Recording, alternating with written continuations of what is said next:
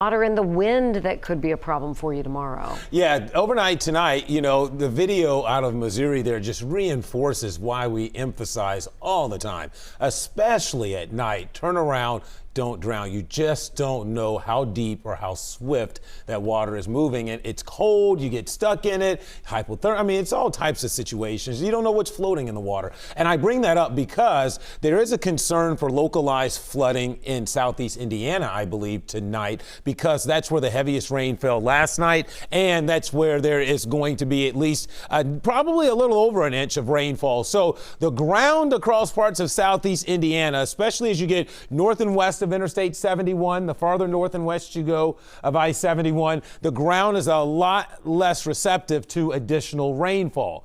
The rest of the tri-state, for the most part, I think we're just fine. But for those of you that are northwest of 71, I think that's where there could be some issues, if there will be any.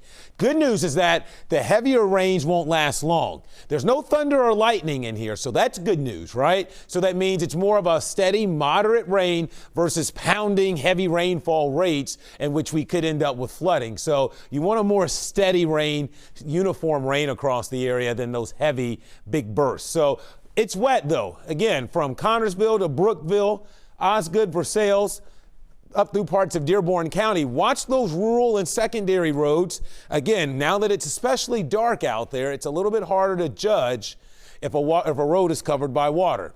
Now, the good news for us tonight, I'm not worried about severe weather. That should all stay south of Louisville and Lexington. And in fact, aside from this initial wave of heavy rain, it's just a light to moderate rain through the night tonight. Now, let me show you why I pointed out southeast Indiana. You see where all the heavy rain is currently, right? Put on the 2-day rainfall amounts. And in this yellow shading, you have an average of about 2.5 inches with amounts slightly higher. Well, this is where we could pick up another inch or more of rainfall tonight. So that's why if I had a highlighted or heightened area of concern, it would be maybe Franklin, Dearborn, Ripley counties, maybe western parts of Butler County. The rest of us, on average, an inch or two of rainfall. And again, we can handle, for the majority of the tri-state, another inch or so of rain tonight without getting into too much of a flood problem there.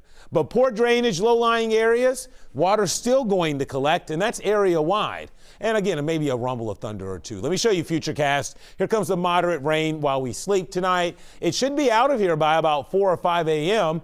Any leftover showers get out pretty fast tomorrow. And then we change gears. We go from one concern to the next, and that is gusty winds tomorrow. Will dry out tomorrow afternoon, but winds will be howling and could gust to 50 at times. So with a saturated ground, any trees that are dead or rotten or have shallow roots could be tipped over a little bit easier due to those strong winds.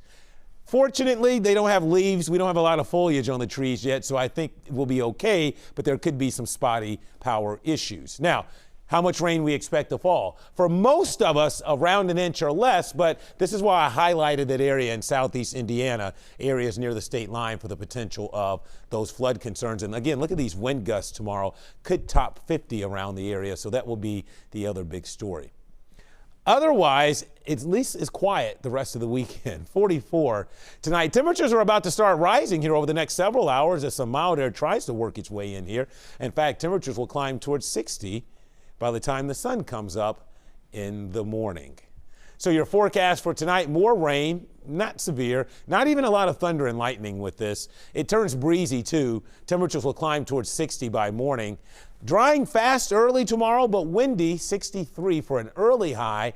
As clouds roll in the afternoon with those brisk winds, temperatures will gradually begin to slide during the afternoon. Here's your 7-day forecast.